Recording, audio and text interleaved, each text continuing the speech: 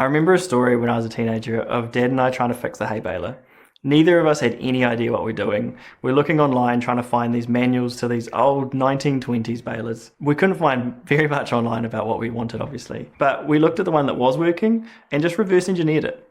Took us about a day, but we figured out this very complex contraption and got things working again, got the hay made, and got it done in time. Everything we needed to do, we figured out, and we overcame the obstacle. That taught me that you don't need to know how you're going to solve a problem before you start solving it.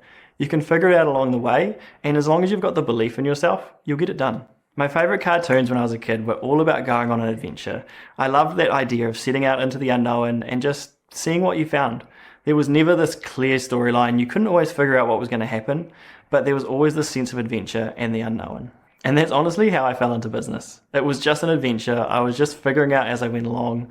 It was this big adventure that I could go on with no actual end in sight. You didn't know where you were going to end up, but you were just going to go along and figure things out for yourself. I remember coming home from school and I was going through this phase of making pasta, and I really wanted spicy spaghetti. So I got out the cayenne pepper, and my first mistake was I sniffed it.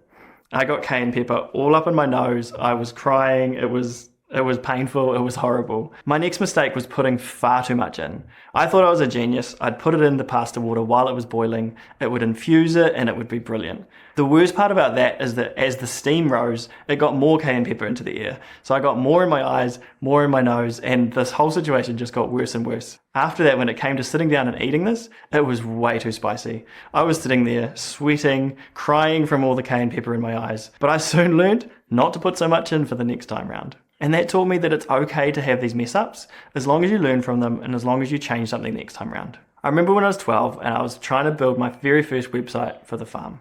I had no idea what I was doing, and I had no idea how to communicate this beauty and this rich history into this digital format. Especially when it was early days, there wasn't anything online to help me. What I would do is I would go to these other websites that I liked and I would just try to copy them. To start with, it looked horrible. It was absolutely nothing like the ones I was copying. But it showed me that I could just take pieces from other people. I could learn what I liked about them and I could apply it to the same project. It wasn't always about finding a relevant example. It was about finding the example that I liked and that could help me with that storytelling. Finding the right layout for the content you're trying to tell your story with is a crucial part of the project.